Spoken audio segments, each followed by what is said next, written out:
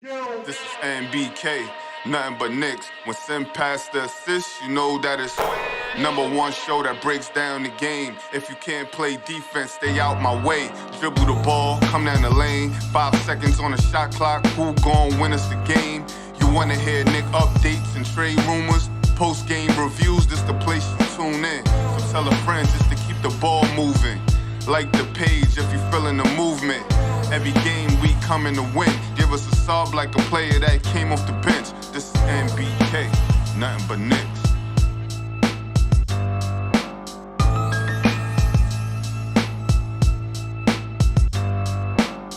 Knicks family, what's poppin'? It's your boy. Good afternoon to you, ladies and gentlemen. It's going to be a short one today. I had to come on a little bit earlier because I got some errands I got to run later on in the day. So I had to get on just a little bit earlier. But tonight, the New York Knicks take on the Miami Heat in Miami, ladies and gentlemen. So far this season, the Knicks just have not fared well against the Miami Heat.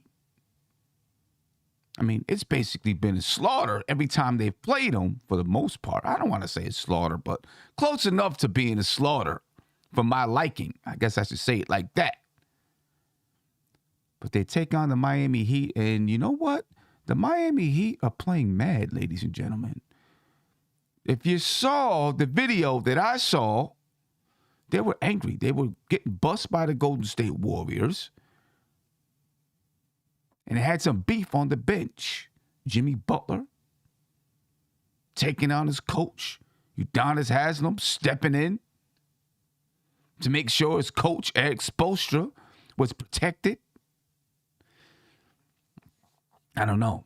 They got some things going on over there. Maybe. I mean, they're the top team in the Eastern Conference. You know, look, here's the funny part. Since they're the top team in the Eastern Conference, people will look at it and say, tempers just flared over. They're good. A team like the New York Knicks, if that happens, it's, oh, man, the locker room is breaking up. That's how it is when you lose basketball games, ladies and gentlemen. And I know my throat is a little bit scratchy right now. You know, it's allergy season and all that kind of stuff. And here in Maryland, the pollen gets really, really bad, really, really quick. So my voice is a little bit scratchy. As a matter of fact, this is the first time that I've spoken on a microphone today. So, you know, my vocal cords haven't really opened up yet. But ladies and gentlemen, it's sure to be a fun one tonight. You know what? I'm not going to put anything past the New York Knicks. It's so hard to get a handle on this basketball team. So hard to get a handle on them. They've played terribly against the Charlotte Hornets. Then they come out the other night, make it look like light work, and win the basketball game. Easy. Maybe it'll be the same way tonight. I don't know. We'll find out. Glad you guys are joining me, ladies and gentlemen. Big shout out to you. Again, it's early in the day. I had to jump on a little bit earlier today because I got some things going on later on that I got to take care of. Let's check out the injury report, ladies and gentlemen. All right, for the New York Knicks today, so far, at least at the 12:30 report, Julius Randle is questionable with a sore quad. Mitchell Robinson is questionable with a sore back. And you know the rest. Cam Reddish, Nerlens Noel, Derrick Rose, those guys are out. Kemba Walker's out for the season as well, right? So the big names on this list are Julius Randle and Mitchell Robinson. Will they come back tonight? Who knows? It'll probably be a game-time decision. As a matter of fact, against the Charlotte Hornets, I didn't know Mitchell Robinson was sitting out until game time with a sore back. You knew about Julius Randle. So I guess we'll find out maybe a little bit closer towards game time, whether or not those two guys are playing tonight. You know, Julius Randle is probably like, yo, hold up. Obi had a good game. They won. Let me get back out there and show my worth. I don't know. For the Miami Heat tonight, Jimmy Butler is questionable with a right ankle sprain. Tyler Hero's questionable with a left sprained knee. Victor Oladipo, he's been out. Duncan Robinson is questionable. So we're not exactly sure who's going to be playing for the Miami Heat tonight. Now, of course, we're around that time of the season, just about 9 or 10 games left for every team. The Miami Heat, 47-26, standing at the top of the Eastern Conference. All right, but they haven't locked down that number 1 seed yet.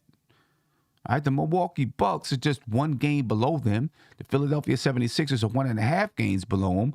And the Boston Celtics are just 1.5 games below them. So they don't have it locked up, ladies and gentlemen. It would behoove them to continue to win basketball games, to try to lock up that Eastern Conference. They're on a 2-game losing streak, 6-4 in their last 10 games.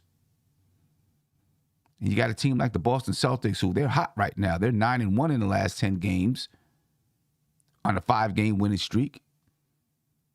And they're playing some of the best defense that they've played in a long time.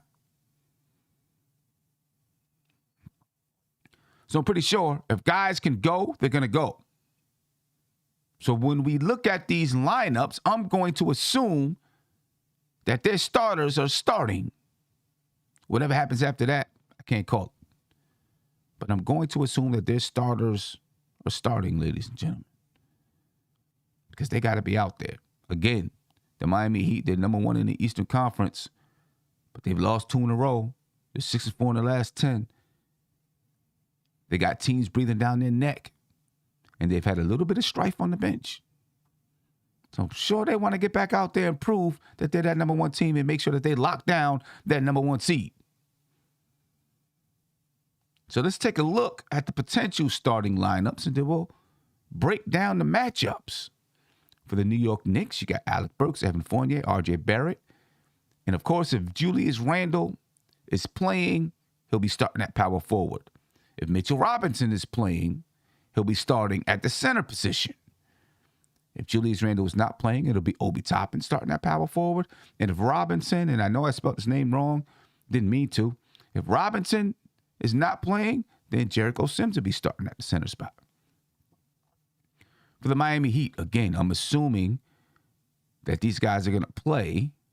Kyle Lowry starting at the point guard spot, Duncan Robinson at the shooting guard spot, and Jimmy Butler at the small forward spot.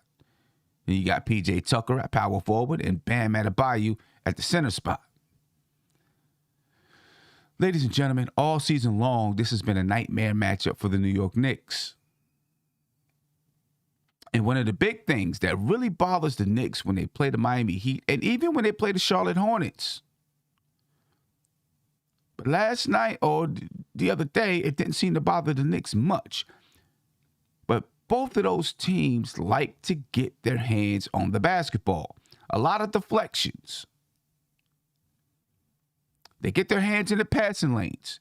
They play physical. Right? And when the Knicks play teams like this, they seem to struggle.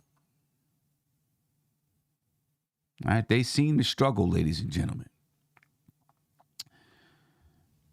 I'm hoping that they don't struggle tonight. And it's not because of the play-in. I'm not worried about that anymore. The Knicks have 9 games left to the season. They're 5 games out. You know, you basically need a miracle for that to happen. I just want to see them win as many ball games as possible. Bottom line. And I know, you know, the Tinkathon guys are like, no, Sam, that's not the way to go about it. That's the way I want to go about it. I want to see them win basketball games. It's good for RJ Barrett. You know, we had a whole discussion last night, a big discussion last night about RJ Barrett. And if RJ Barrett deserves a maximum contract.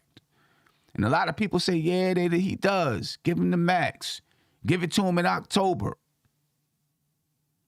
Well, if you want to give him the max contract in October, I want to see RJ Barrett put the team on his back. And you know what? I said it way back in January that I wanted to see RJ Barrett put the team on his back. And so far, he's done that. But if you want to pay this guy the max, I want to see the team on his back and they're winning basketball games. Okay? That's what I want to see. And I'm not talking about them going, 8-1 or anything like that.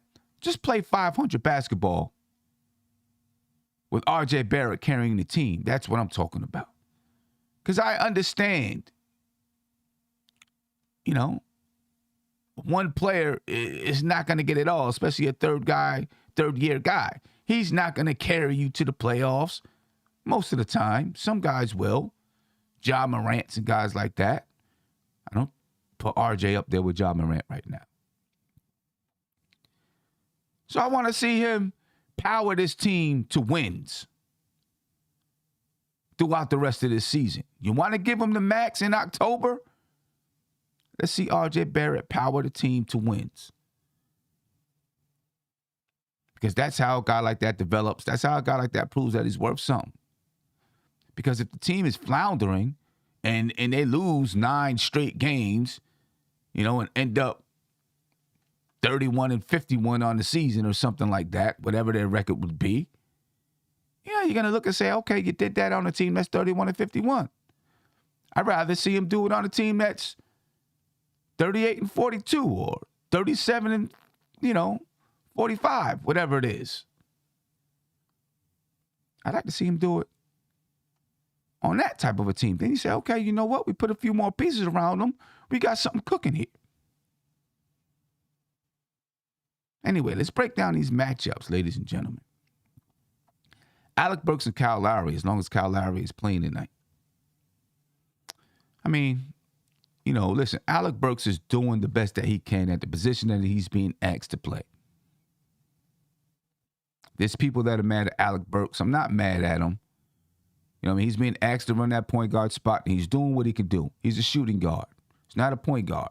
He can play the point guard spot in stints. You use him if you got to use him in a pinch.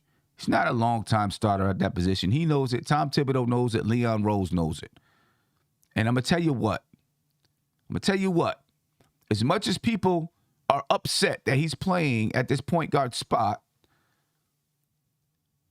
there's probably not a better way to let the front office know that you need a point guard than to play a guy out of position, than to play a guy that does not belong there at that spot because you believe that's the best that you have at that position. That sends a clear message to the front office, and I know my throat's cracking, but that sends a clear message to the front office. We need a serious point guard on this basketball team.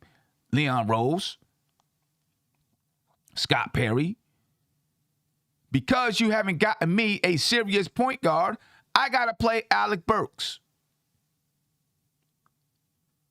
A guy who's jumped from team to team to team to team, mostly as a backup, shooting guard. I got to play him at point guard because you haven't gotten me a point guard that I like. Might not be a better way to send a message. So don't get mad at Alec Burks. He's played well over the last few games, though. He's been doing okay. He's not the mastermind out there. He's not that kind of a point guard. He's doing what he can do. Kyle Lowry, you know what Kyle Lowry is. I wanted Kyle Lowry for this team. I really did. I thought he'd be the perfect fit. I think if the Knicks had Kyle Lowry, they'd be in the 4th seed right now, honestly. Or 6th seed. How about that? 6th seed. They'd be in the playoffs, though. Or the play-in, one of the two. But he makes this team that much better, in my opinion. Let's put it like that. Maybe I went a little bit Looney Tunes with the 4th seed, but he makes this team that much better. You know what Kyle Lowry is going to do? I mean, I'm giving this matchup to Kyle Lowry because he's going to do what his team really needs him to do as far as being the stabilizer out there on the floor. I mean, you got a bunch of guys in Jimmy Butler that can be a stabilizer, et cetera, et cetera. But Kyle Lowry is that, he's one of those type of players. He could just stabilize your basketball team, not by scoring the basketball, but by controlling the basketball, by controlling the basketball game. It's that type of player, and that's the type of player that the Knicks need. So I'm going to give it to Kyle Lowry. He may not get more points than Alec Burks, He may not get more rebounds than Alec Burks. But what he gives his team, I think he wins that matchup. Evan Fournier, Duncan Robinson. When you look at this matchup here, Duncan Robinson, he is who he is, and he does what he does. Against the Knicks, he's averaging 12.5 points per game. I give this matchup to Evan Fournier, but really this matchup is probably Evan Fournier versus Tyler Hero. Okay?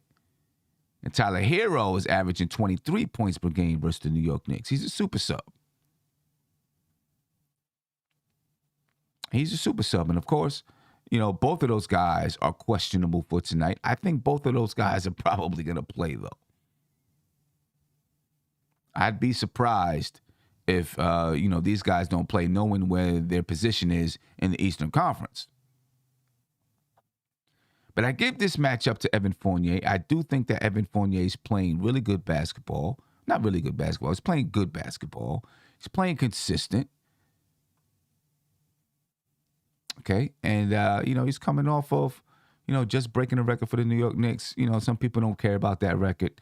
But, given the situation right now, especially if Julius Randle doesn't play, Evan Fournier is being asked to do a little bit more scoring. Against the Miami Heat, Evan Fournier is averaging 10 points a game, he's shooting 30% from the field. He's shooting 33% from the three-point line. I think he's going to do better than that. I hope so, but I think he's going to do better than that. So I'm going to go with Evan Fournier over Duncan Robinson, but if we're talking about Evan Fournier and Tyler Hero, I got to rock with Tyler Hero. No disrespect to Evan Fournier. All right, and then you got the matchup of the night, ladies and gentlemen. This is the Thrive Fantasy matchup of the night. We're talking about RJ Barrett and Jimmy Butler. All right, and you see the numbers that RJ Barrett's put up this season against the Miami Heat. He's been balling out versus this team. RJ Barrett, 31.5 points per game, 6 rebounds, 2.5 assists, shooting 57.6% from the field and 56.3% from the three-point line. Still only shooting 61.5% from the free throw line, though. But RJ Barrett's been playing huge basketball against the Miami Heat, ladies and gentlemen. Big games. As a matter of fact, I think he had a 40-something point game last time, right? Versus the Miami Heat? Maybe I'm mistaken. I don't know. I'll go back and check. But I believe he did have like 44 or something like that. Versus the Miami Heat, 46 or something. He missed his free throws, so he didn't get the 50 ball. But he was huge. That's the reason why he's averaging 31.5. Can he do it again? I think RJ Barrett, and you see him on the screen looking across at Jimmy Butler. I think when he plays up against a guy like Jimmy Butler, he knows he's playing up against a guy that he could very well be in the league and maybe even better. And he wants to prove to Jimmy Butler, to Tom Thibodeau, to his teammates, to everybody, that he can be better than Jimmy Butler. I think he's motivated. And right now, when he's really, really playing in his groove, he's really in his bag right now. Jimmy Butler better watch out because I think RJ Barrett's coming for him. RJ Barrett wants to prove it again. Jimmy Butler versus the Knicks this season. He's averaging 22.5 points per game, 4 rebounds, 3.5 assists. He's shooting 57.1% from the field. He hasn't shot the 1 3 maybe versus the Knicks. So he's shooting 0%, and he's shooting 72.2% from the free throw line. You know what? I'm jumping out there and giving this matchup to RJ Barrett. Giving this matchup to RJ Barrett. Now, we probably need to, be a little bit careful, right? Because Jimmy Butler's coming off that argument that he had with Eric Spoelstra and Udonis Haslem and all that kind of stuff. So maybe he's a little bit motivated, a little bit mad. And he's going to come out and play tough and, just to prove to his teammates and everybody that, listen, I'm still here with the team. We got into a little spat, but I'm still here. And I'm still Jimmy Butler, and I'm still, rocking with this team. So he might come out and play a good basketball game. Might come out and play a really good basketball game. I'm still giving it to RJ Barrett, though. Rock with RJ, ladies and gentlemen. But this is the Thrive Fantasy matchup of the night. Again, go to thrivefantasy.com. Use the code NBK and get a 100% deposit match of your first deposit up to $100.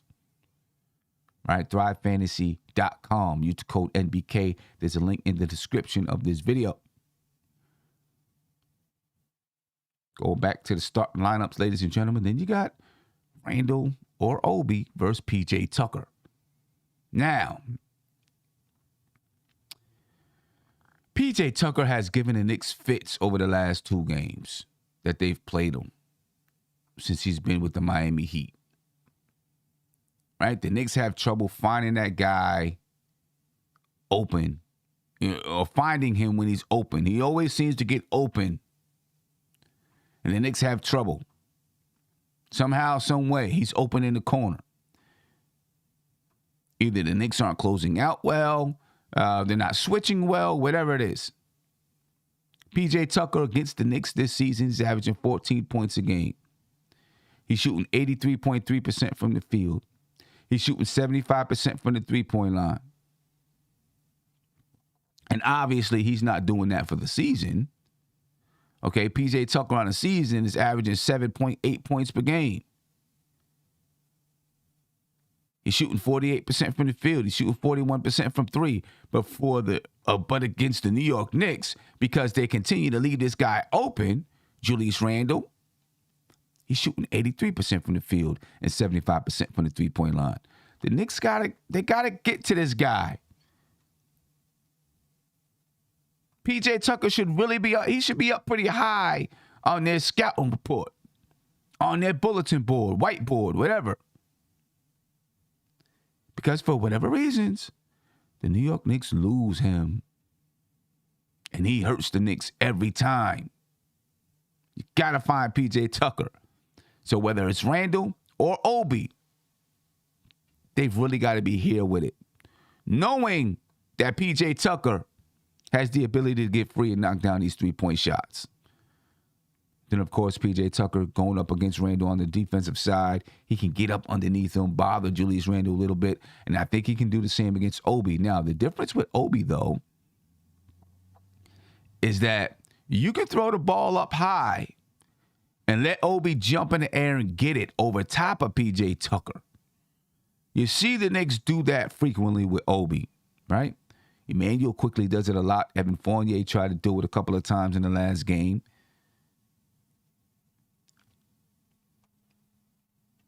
PJ Tucker's like 6'4", Obi 6'8", and he can jump.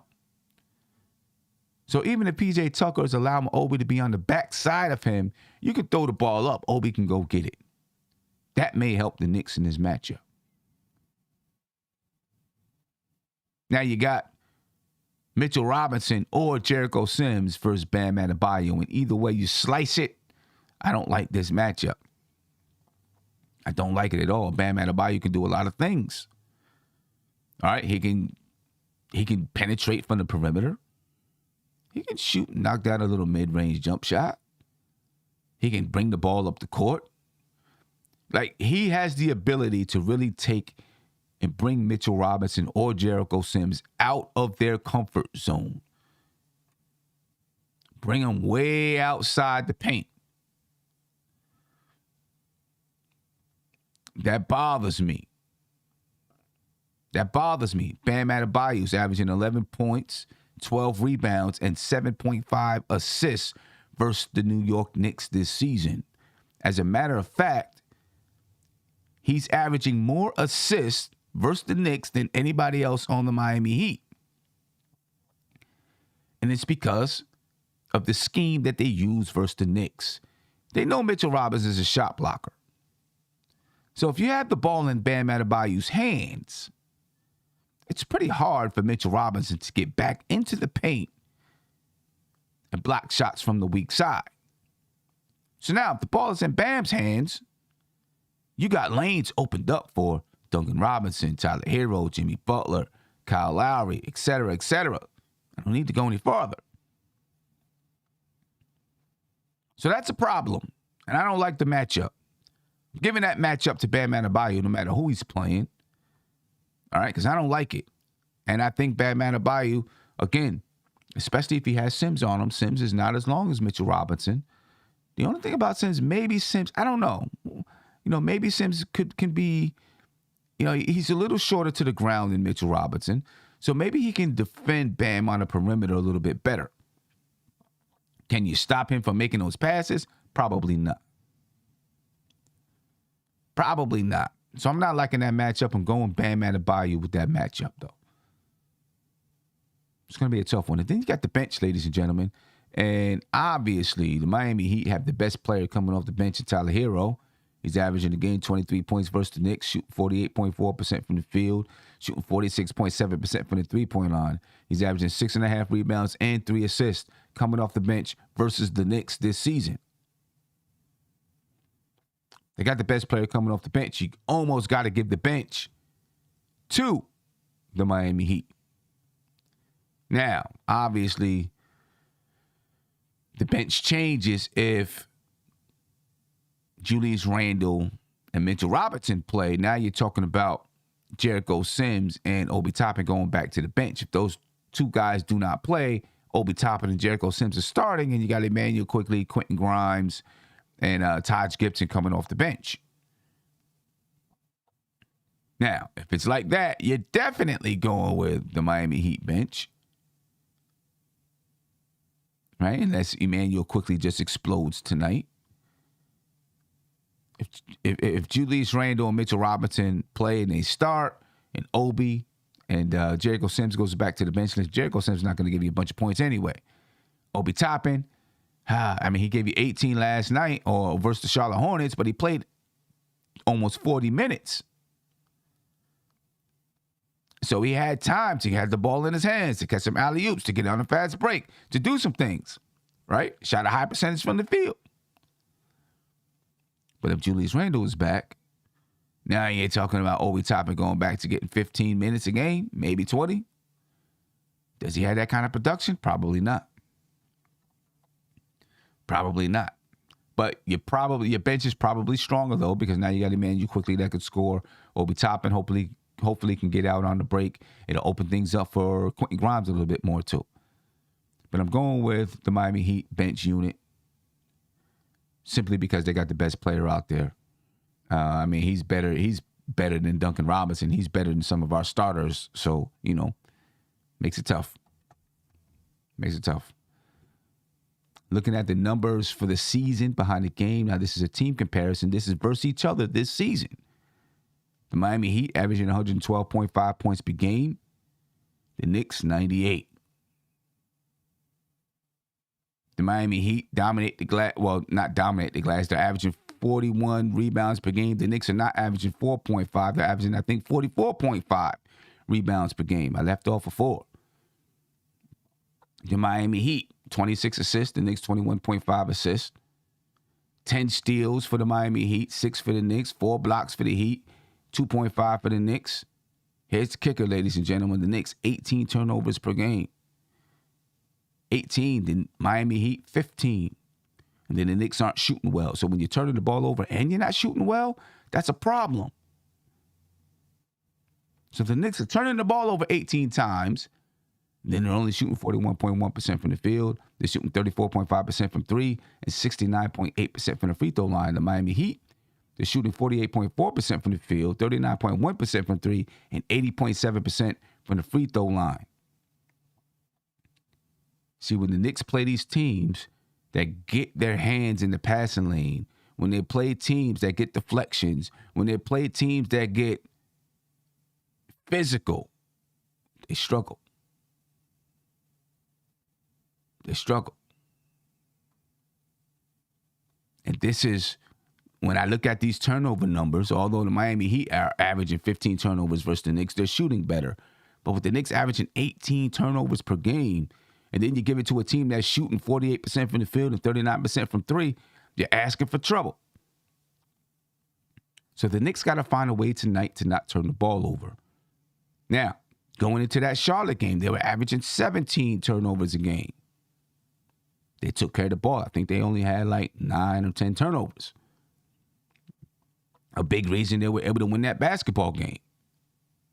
The Knicks can take care of the ball tonight, shoot better from the field, maybe they could pull out a win versus this basketball team or play the game tight. Let me not say pull out a win. But right now, the Miami Heat, they might be, maybe they're hitting a little bit of a rut.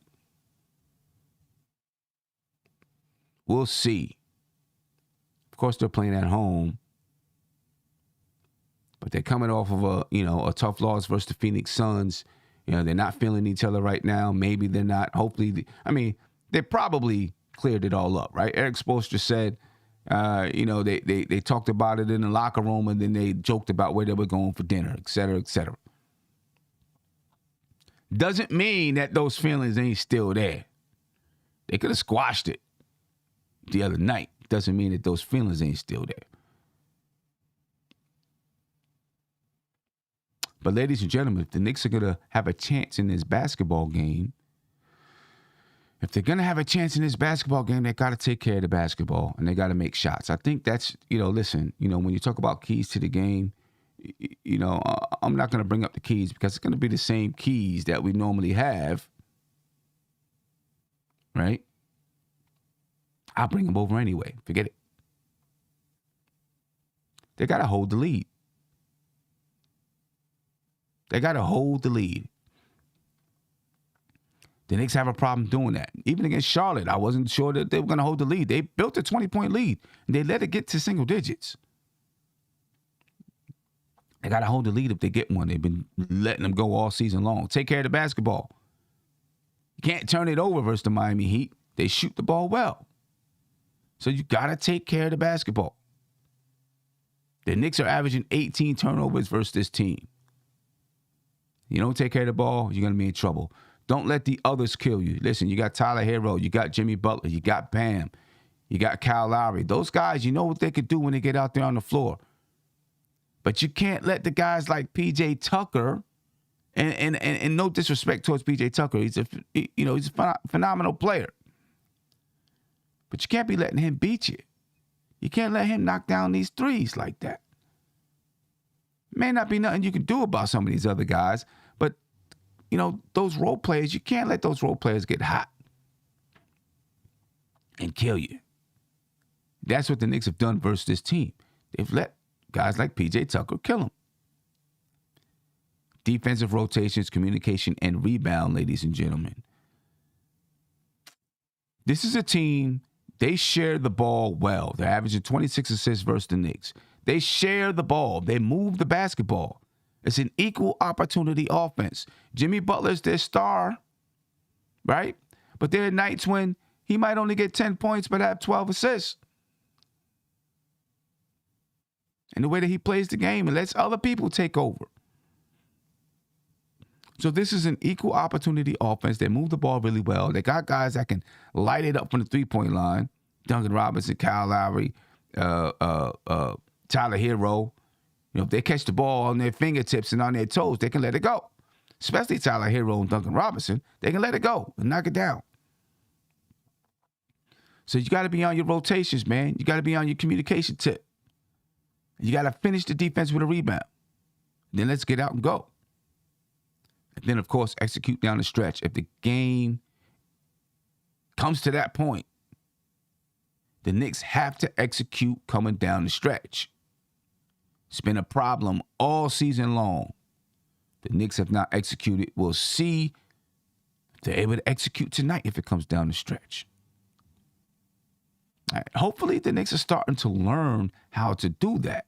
Again, this is another reason why I want the Knicks to win basketball games coming down the stretch of the season. This is going to be the same team come back. A big portion of this team is coming back next year. Maybe a couple of guys are moved, but a big portion of this team is coming back. And I want to see them learn how to win games. You got to be in games to learn how to win them. And you got to be trying to win them to learn how to win them. That's part of the development of a team. You heard Evan Fournier talk about it before.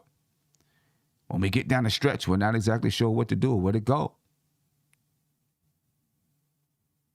We're not sure. And you hear these guys talking about other teams. They knew exactly what they wanted to do. They knew exactly where they were going with the basketball. You know, you heard RJ Barrett say that against the Atlanta Hawks. When the Knicks lost to the Hawks, they knew exactly what they wanted to do. Basically saying, we don't know exactly what we want to do. So how do you figure it out? Only way to figure it out is to win basketball games or to try to win basketball games. That's how you figure out where you go with the basketball, who can do what during crunch time, what works best for your team. So they've got to execute down the stretch, ladies and gentlemen. They want to have a chance to win this basketball game. Here are my keys to the game. My keys to the game versus the Miami Heat. Again, ladies and gentlemen, the game is at 8 o'clock tonight. Okay? I believe the game is on TNT. Knicks, even though they're... See, here's the thing with the Knicks. They're not so bad. Let me see. Is the game on TNT tonight? No, it's not on TNT. No, it's not on TNT. It's just on MSG. Okay. So I thought since it was 8 o'clock, maybe it was a nationally televised game, but maybe it's not. They're just playing it at 8 o'clock tonight. But the Knicks aren't so bad that they can't put them on national TV, right? They're not that bad because they're able to come up with wins, et cetera, et cetera. And if the Knicks are able to, you know, win a few more games this season, next year, you'll probably see him on national TV too. Anyway, ladies and gentlemen, 8 p.m. tonight, the New York Knicks take on the Miami Heat. I'll definitely be on the post-game show. All right? So make sure you check me out. The post-game show tonight will probably start about 10:45. Since the game is a half an hour later, I'll start the show a half an hour later so I can see the majority of the basketball game. We'll see all of the basketball game.